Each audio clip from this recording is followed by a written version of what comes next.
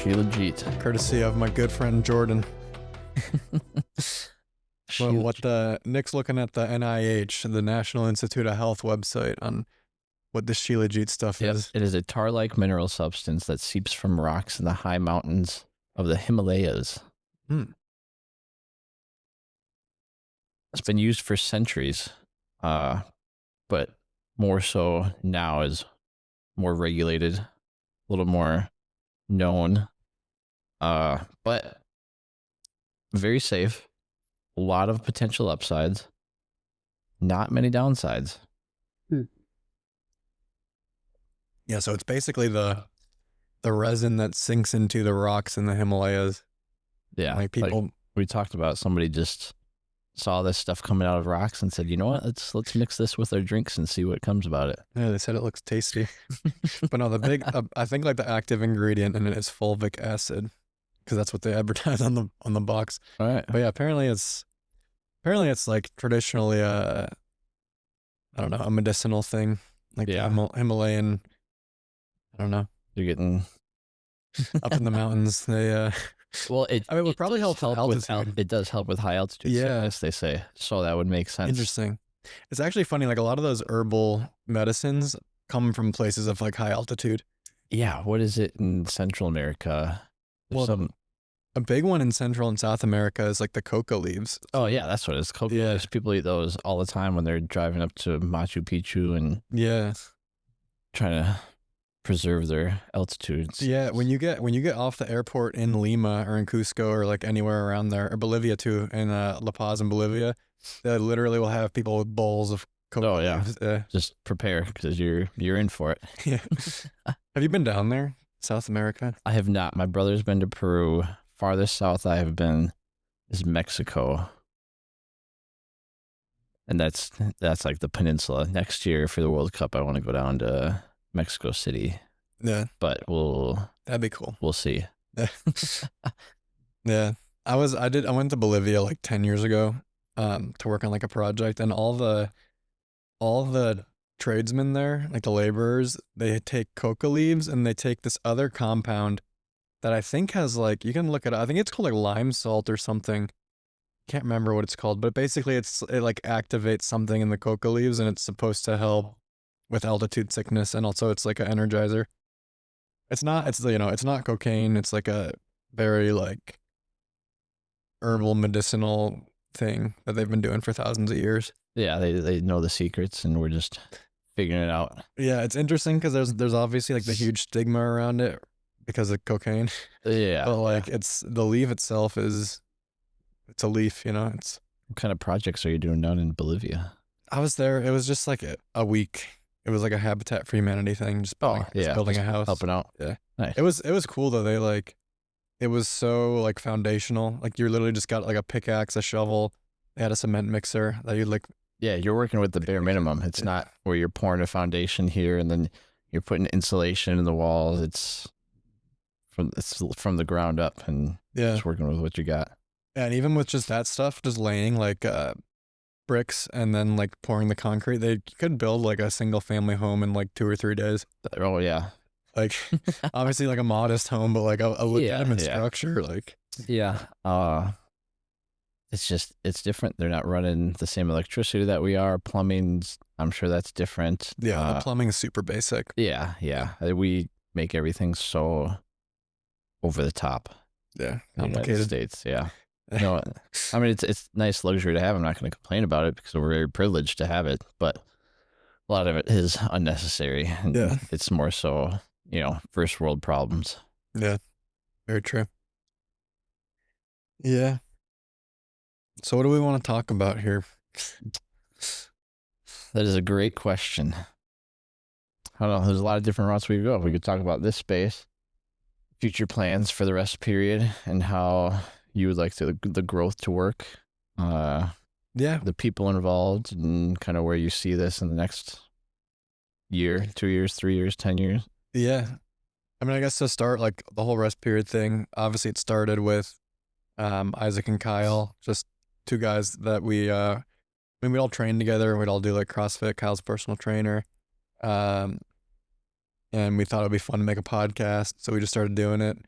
And then Nick was on. He was our first guest on the podcast, and he's want to have him be more of a part of it. Building out some more stuff. So it's really just like a fun thing. And like these last couple of weeks, Nick and I have been building out this office and this like podcast studio for fun, pretty much. Yeah, I mean, it's just a great workspace too. Yeah. Good area to get stuff done. Yeah, so I feel like the goal with the whole thing is just to just have a place where we can come and like sit down as a group and just talk about stuff we find interesting, or have guests come on and kind of curate topics and program depending on who's coming on. Hopefully we can start getting guests at some point. I think having like an actual studio helps a ton. Yeah, because when Nick was on, we were in my basement. For episode 2, we were you have to start somewhere. Yeah, start somewhere. Yeah. Yeah, but it's just kind of a fun project.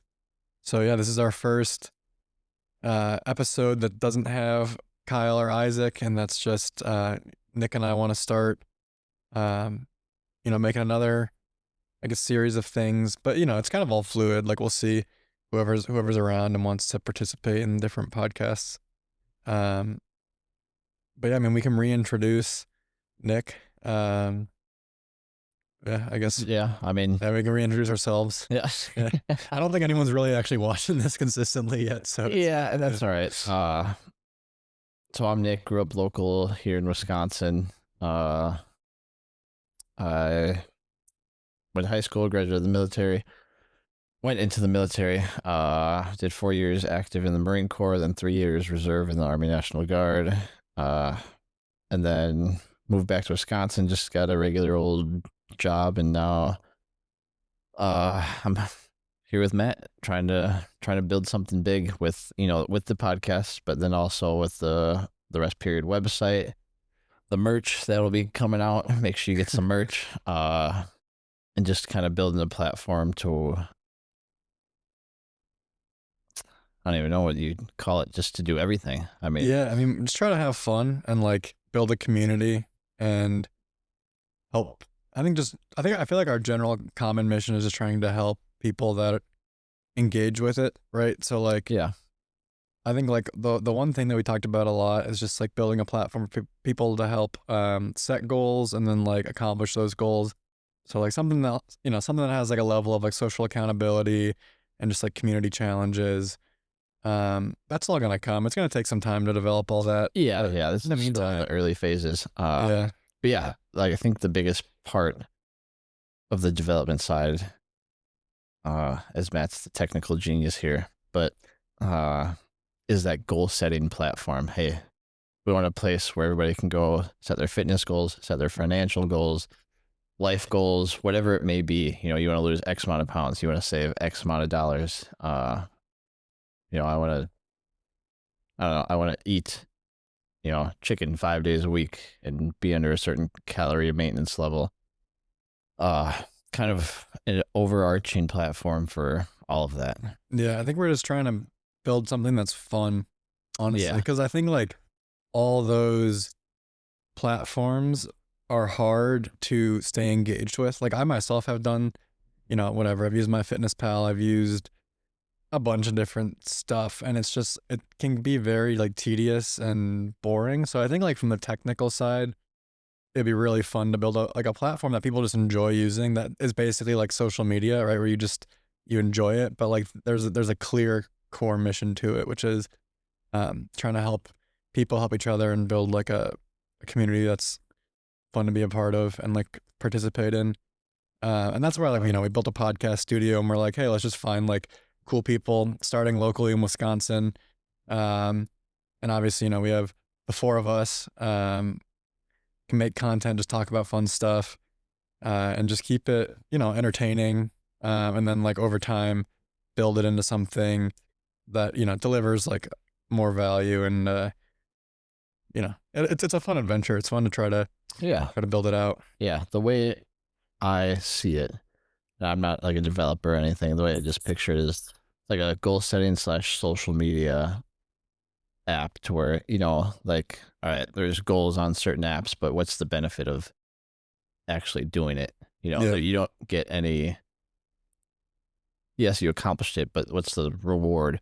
And everybody, at least in today's time period and future generations, kind of feed off of social media. It's not a great thing, but Yeah. we just have to work with what we're in the world right now. And right now, instead of posting on Facebook, hey, I did this, this, and this, Hmm. coming off kind of braggy, Hmm.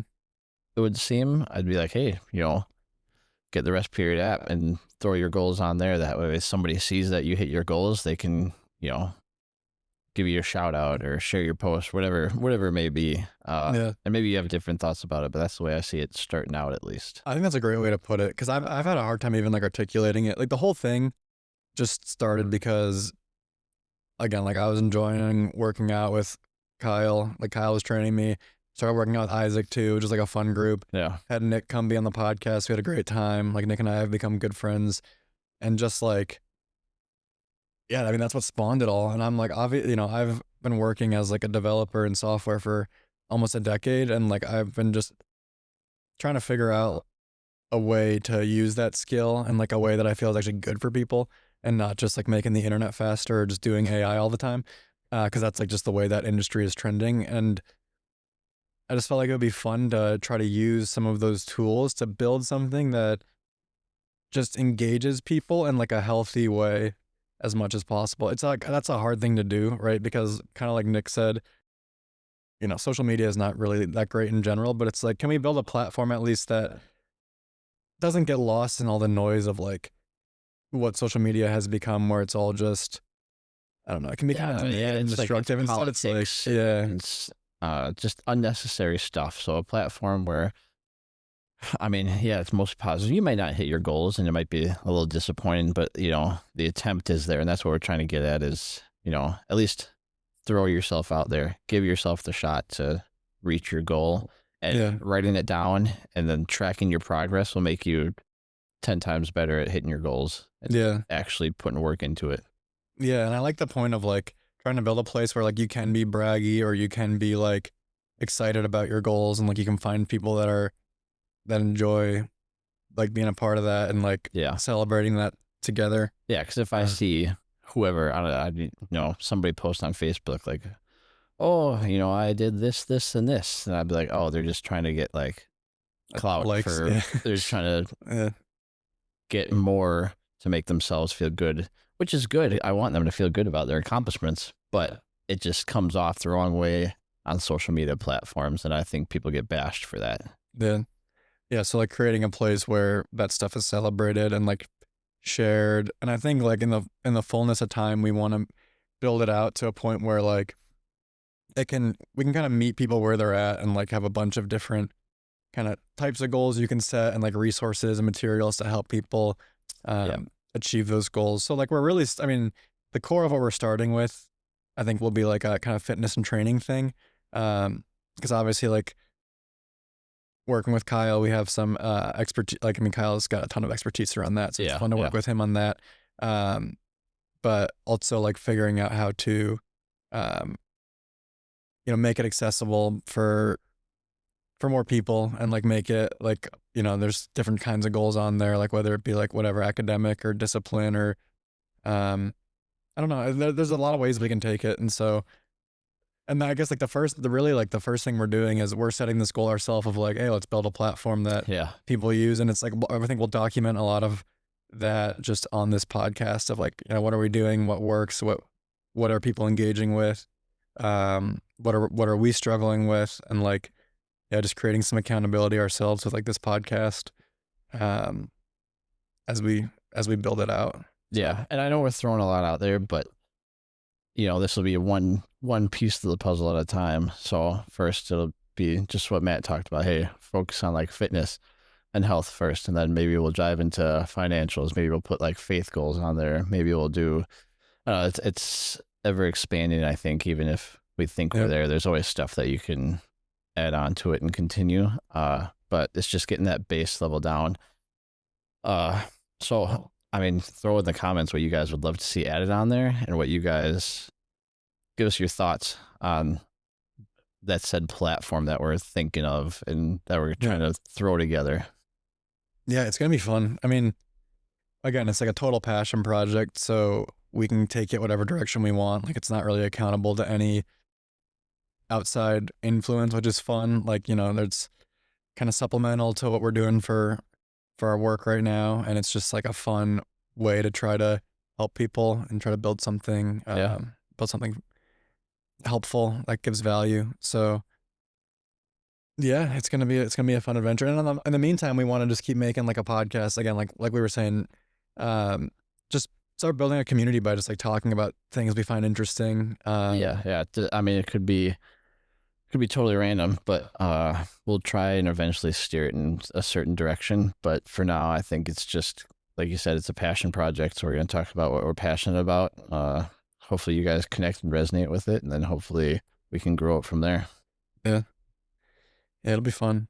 So I think when we did our earlier podcast episode with Nick and Isaac, I think something that I thought was really cool was just hearing about all of your experiences in the Marines and like your time in the Middle East and all the travel you've done. I feel like that's a huge common thread that we have is just like like the travel and like the Yeah. exploration. And I feel like that's why I'm excited to do a podcast together. It's like just kind of I feel like we're both kind of willing to like go there and like explore and learn about stuff, and like break things down into kind of the components of them, right? So I feel like that's interesting. Like we talked about the idea. I mean, that's why this podcast really is like about documenting, building our platform because we talked about the idea of doing a podcast focused on like people who have built things and like how they built them, or like people who have had crazy ideas and turned them into reality, um, like founders or like I don't know things of that nature. Yeah.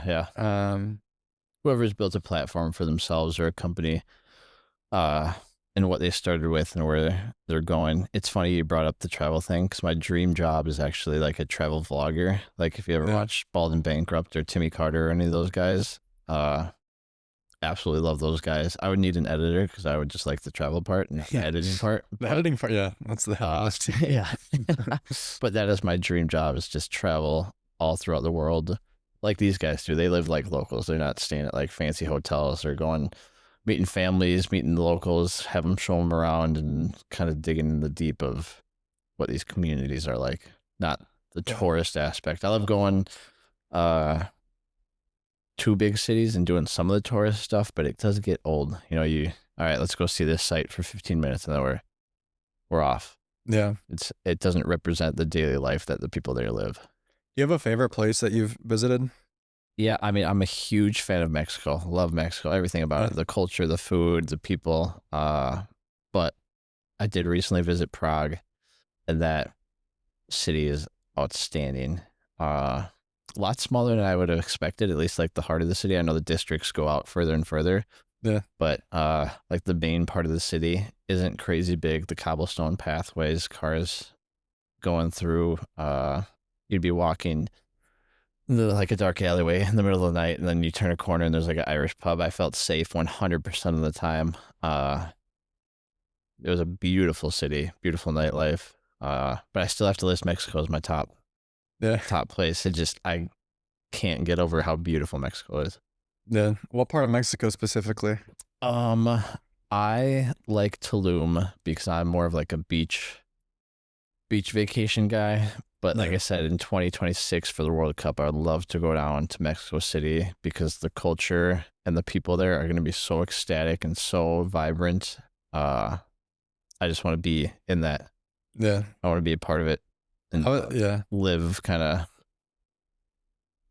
like I said, I mean, this one's kind of like a touristy thing, not a normal touristy thing, but to go down there where the culture is at an all-time high, when yeah, they're so passionate to be Mexican, when they love their culture, when everything's good. I think that's a fantastic time to visit. yeah. That is true. There's a lot of like Mexican pride. I was there. I was in Mexico City 2 years ago. Um, yeah, it's fun. I mean, it's a huge city. The thing that stands out in my mind, we went to the Lucha Libre, which is like the kind of like WWE Yeah. Mexican style, where they have the masks and like, dude, the people go crazy. Like they Oh love. yeah. There was like thousands of people, and they're selling all the masks and like, um, the Blue Panther was like the main guy, like the main hero. Um, and he's like probably 50 years old at this point, but like when he came out onto into the ring, the crowd was like just going crazy. Oh, it's nuts. Yeah. But it's awesome. That's like the little things like that's probably not a big touristy aspect to the city. That's more local, I'm sure a lot of tourists don't know that the Blue Panther even exists, which Yeah. is awesome. But it's also kind of like Mexico City is such a great city. It's brought a lot of remote workers to the city, which I Mhm. think, I don't know, it's a horse apiece. Some people love it because they're living the Mexico City lifestyle while earning the US dollar, which great. But I think it's dampening the city a little bit. Like all the globalization of it, you're saying? Yeah, yeah. Like it's just gonna turn into another LA or New York or something where it's just everybody's so busy that they can't do it. But the lifestyle is what's so great about there because everybody's so relaxed and so kind of nonchalant. Yeah. It's a lot less. I mean, what Mexico City? How populated is that? It's one of the biggest cities in the world. It's probably like 20 million people. Yeah. I don't know. That's a shot. I don't know what it actually is. You know what it is? Oh, look it up right here. But yeah, I mean, Yeah, 22.8 million people. yeah, it feels almost like there's parts of it that feel like you're in like LA. Yeah. There's like the There's the corporation developed, aspect. yeah, the financial areas. But I think most of the city, for being a 22.8 million person city, it doesn't feel that big. Yeah, yeah. It's And I think well, it's cool because it has the culture, right? Like you. that's It's why I like, think it's the yeah, culture slows the city down a little bit, and it makes yeah, them care more about life rather than work and dying for the dollar. mhm, yeah, yeah. It's some of those like Central American and South American cities are massive. I remember being shocked by how big Lima was. Like Lima has like 15 million people too. Yeah, that's Um, crazy. yeah, and it is funny. Like to a certain degree, once a city gets that big, like 80% of it kind of feels like any other city. Yeah, But then like there's the total like ethnic cultural differences. Like once you actually get on the ground and talk to people, it's like I like speak not fluent Spanish, but like pretty close. So I love going down to oh yeah. like anytime I get down to like a Spanish speaking country, it's so fun to like tap back into. Then you're like immersed even more. Yeah. And there's some countries that I know just won't won't help you out if you're. I've never been to France, but I heard France is a big one. If you Oh yeah, try the French. speaking Yeah, French, yeah, the they'll French just are shut you down and crazy. switch to English right away. But Mexico, they love that you are taking the time to try and learn their language, and Totally. they just love it. Mexico City is the seventh most populated city in the world. Yeah. New York is 11 with 19 million. Yeah. Yeah, it is true. And the best way to learn any language, I swear, is like the cab drivers. Um, especially, I mean, pretty much any Spanish speaking country. Like yeah. Anytime I've tried to speak Spanish, like people are so friendly and helpful. Yeah. And as soon as they see like, someone who looks American speaking Spanish, they're like really uh like they want to help you, which I think is Yeah. really Oh cool. yeah. Which I think it should be the same way here. Yeah. I see a lot of people bash other cultures and whatnot for speaking broken English, Yeah. which I think is horrible because they know two languages. Yeah. Like, yeah, their English might be a little broken, but they know two languages. Yeah. No, I don't. totally. Yeah. So, Yeah, no, it's they got crazy to me when someone's one leg trying up to on me. speak. Yeah. Yeah. At that point, I claim them smarter than me, and then obviously I'll try and help them out if they're, you know, if their verbiage is off or their grammar. But there's no reason to bash anybody for attempting to learn your language at all. I think that's ridiculous. It's true because well, I feel like that only happens when like the person doing the bashing has never actually tried to speak a second language. Yes. Like I feel like that's just like the classic case of like someone who's uninformed and like doesn't actually understand the whole scope of Yeah. It is not easy. Not easy at all. Yeah. How did you learn? I know you were over in Spain for a while Yeah. during college, but like your core, how did you start learning Spanish? What made you want to learn Spanish? And then how did you get fluent or It was just the public school almost to system, fluency? honestly. Like, Yeah. yeah, my mom's like spoke a bit of Spanish, um, just because she like studied it in college. But then, so I was like aware that that was a thing you could do is like learn a second language. Um, but then like just I mean I started taking it in like seventh grade, and then whatever I did it through the public schools, like through the AP test, and then took it. I minored in Spanish in college. So Okay. then went to Madrid for a term. Madrid is an unreal city. I love Madrid and Spain in general. It's so fun. Yeah. Um, Yeah, I gotta get there. yeah, and like the whole country has a really good like bullet train infrastructure. So like if you're in Madrid, Madrid's like smack dab middle of the country pretty much. You can get to any of the coast in like 2 hours on like one of the bullet trains. Yeah. So it was like every weekend we'd just go. We got up to San Sebastian, we got out to Barcelona, to Malaga, and then down south to like Granada, Sevilla. Um, and then I walked the Camino de Santiago a few years ago, which is like across all of northern Spain. All right. So that was a very like so I did the study abroad where we actually like it was all like kind of traveling immersion. Yeah. Then I also did actually a year before the study abroad. I did this Camino, where you like stop in all the towns and you like literally just you live off of your back for a month. Um, and like all the cathedrals welcome you in. There's hostels in every town that welcome you in. Um, and that was more like you get to really see like the whole Spanish countryside basically Yeah. across the whole northern part of the country. Um, and that was cool. I mean, like it's a super welcoming culture, especially along the Camino. And yeah, it was just like it was a lot of fun. It's a very like humble culture, which I appreciated, and it's like it's very laid back. Like they have in Spain they have siestas every day. So like Yeah. every day at 2 o'clock, like when I was in the university there, like you'd go home for an hour, and you'd literally like you'd eat your big dinner meal at 2 o'clock, and then you would just take a nap for an hour, and everyone or you just go down to the street and like people would just be sitting out having a beer at like 2 o'clock on a Tuesday. Yeah. Like then they go back to work and they work till like 8 p.m. and then have a late dinner. It's very interesting. Yeah. Yeah, it's funny that you mentioned that you mainly learn Spanish through school because usually it's the opposite. Like people, they try in school, that didn't work, so then they do their own thing and they learn it. Hmm. But the relaxed aspect of it, it's awesome that you brought that up because America is so money driven. Hmm. It's like, hey, I'm going to work a 9 to 5. I'm going to make this much money so I can buy this house and this car, and then I'll be set and I'll be happy. But I don't think that's it. I don't think that's it at all.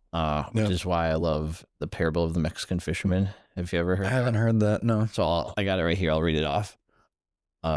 It's a great for what you just said for Spain, but you could call it the parable of the Spanish fisherman too, if you want. A businessman was on vacation in a small coastal village in Mexico when he noticed a Mexican fisherman coming in from the sea with a small boat of fish. The businessman was impressed by the fisherman's catch and asked how long it took him. The fisherman replied, "Only a little while." The businessman then asked, "Why don't you stay out there longer and catch more fish?" Then the fisherman responded, "I have enough to support my family and live comfortably." The businessman asked, "But what do you do with the rest of your time?" The fisherman smiled and said, "Hey, I sleep late, I fish a little, play with my children, take naps with my wife, stroll into the village each evening, drink wine, and play guitar. I have a full life." The businessman laughed and said, "I have an MBA from Harvard. You should spend more time fishing, and eventually you could buy a bigger boat that you could catch more fish, sell them, buy even more boats, and eventually you could have a fleet. Then you could live in Mexico City or perhaps New York and be rich." The Mexican fisherman asked, "Then what?" Then the businessman replied, "Well, that you could relax, enjoy life, spend time with your family, play music, and do whatever you like." And then, that's it. That's what he's doing exactly right now, just in modesty. But instead, Yeah. he's got to wait until he's 60 to be able to do it instead of doing it now. Yeah. Just live in modesty so that you can have a little bit of free time and enjoy your life. You probably won't age as fast, Yeah. mentally or physically, and just live a less stressed life. Yeah. American culture is different, man. Like it's there's a lot of good things about capitalism, and there's also some challenges. Yeah. Not to Yeah. get but like yeah, it's funny, and like the whole idea of retirement, it's just looked at so differently here than in other places. Yeah.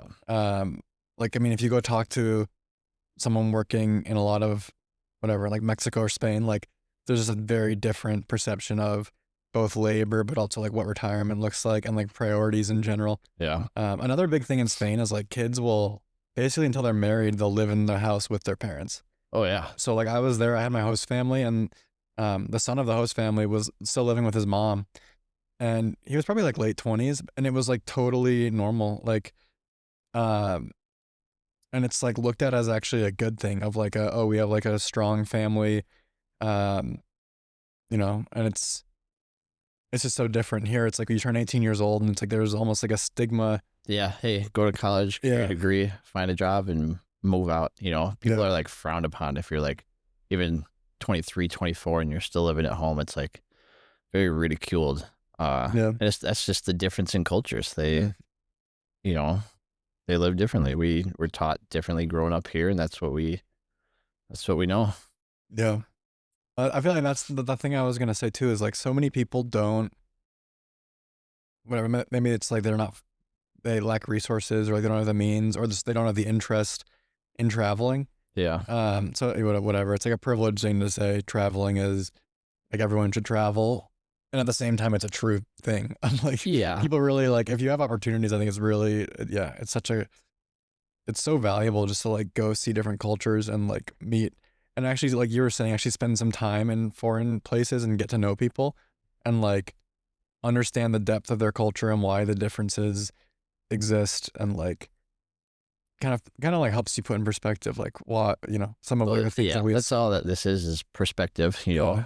Somebody that's lived in Tennessee their whole life and has only gone, 4 states away, not going to have the same perspective as, the California. Even, I mean, that's just so broadly different too. Somebody that grows up in Southern California and somebody that grows up in Tennessee, completely different lifestyles and changes. But it all comes back to the United States as a whole just being so work driven and Yeah. so structured. Hey, you go to high school, graduate, go to college, get a job, work till you're 59 and a half, 60, get your retirement, get Social Security, whatever it is, and then you could finally enjoy yourself instead of enjoying your life the way it should be. Yeah. And it's, yeah, I mean, yeah, the regional differences are so different here, even like Wisconsin versus the majority of my career was in Boston, and even just like out in New England, there's like even a whole nother level of work and just like competitiveness, almost like, yeah, as you go, especially like, I mean, the big cities on the coasts in the US are so competitive. Yeah. And so again, like it results in some of like, the greatest innovation and all that. Like there's a lot of good that comes out of it. And at the same time, there's like that huge, it takes toll on people, on their health. It's hard to like work really hard on something and be like on the cutting edge of it and like participating in kind of the state of the art of your industry and staying competitive, and at the same time taking care of your body and like taking care of your mental and having that balance to, I mean, it's hard to do it all, right? Like, Yeah. I mean, now we're kind of coming full circle here because that's how all of this started. Matt said it's a passion project. We're very lucky to have the means to be able to do this. But if you're not doing something you're passionate about, then you're not going to do it as well as you could. So that's where all this is stemming from. And I think it's a good start. yeah. Yeah. And it's the whole goal of actually when we develop this platform and the software, which is, it's still very much in flight, but it's like just building tools and just building a platform where like people can share in this stuff. And again, like set goals, get, we're going to try to find like good resources to help people with like actually tackling those goals. And yeah, just creating like a community where there is like that shared, mindset of like accountability and also just enjoying the journey, setting meaningful goals, enjoying accomplishing them, and sharing in the celebration when the goal is achieved, and just having fun with it, and continuing to grow and help others grow. I think that's what speaks to me, and the whole thing is just continuing to set my own goals and achieve them, but also like help inspire others or help enable others to set their goals and achieve those as well. Yeah. What it's all about. Yeah. I think that's a good place to end it there. Yeah.